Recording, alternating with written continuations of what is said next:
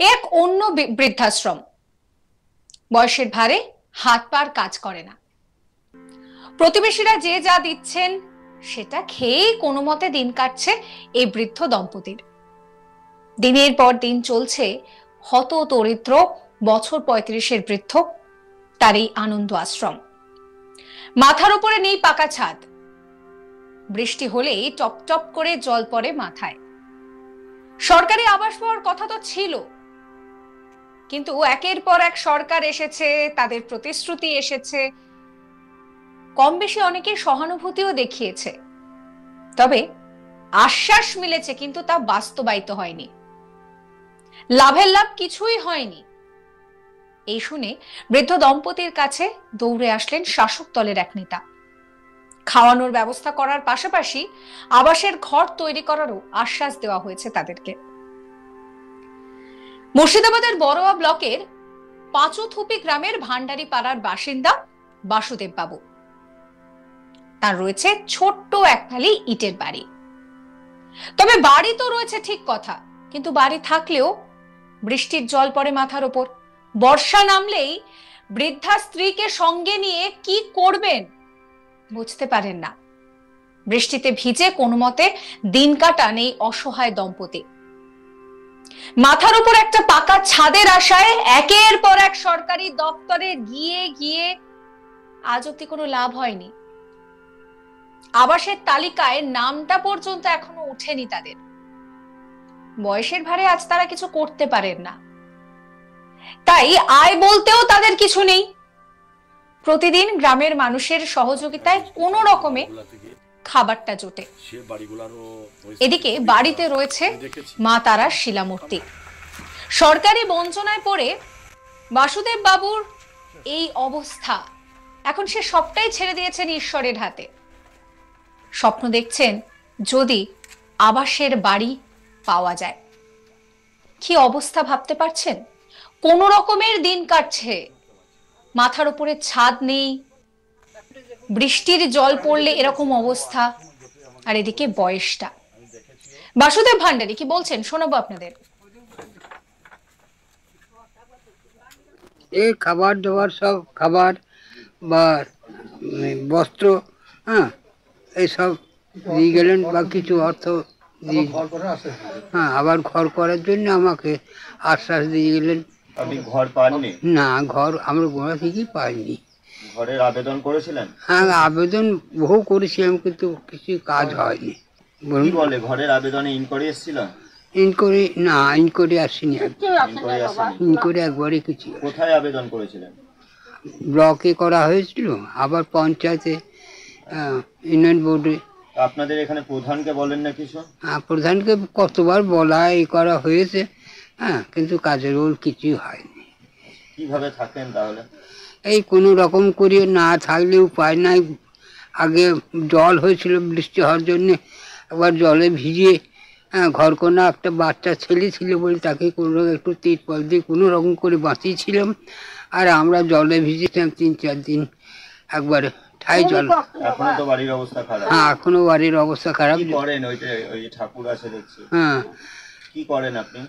আমি আর কিছুই কাজকর্ম করতে পারি না। বাড়িতে ওই ঠাকুর কিসের? হ্যাঁ, ঠাকুরটা হলো তার ঘরের তারামা ঠাকুর, নিজে বাড়িতেই থাকে। বাড়ি। এমন সময় স্থানীয় নেতৃত্বের ডাকে সাড়া দিয়ে বাসুদেব বাবুর টালির এই আনন্দ আশ্রমে সেখানে হাজির হন তৃণমূল নেতা মাহে আলম। সঙ্গে করে নিয়ে যান চাল, ডাল এবং কিছু খাবারের টুকিটাকি সামগ্রী। তাদের হাতে সংসার চালানোর জন্য কিছুটা নগদ টাকাও তুলে দেন। মাহে আলম কি বলছেন শোনাবো আপনাদের। দেখুন, এই পাঁচতুপি অঞ্চলের, পাঁচতুপি একটা বিরাট আভিজাত্য গ্রাম।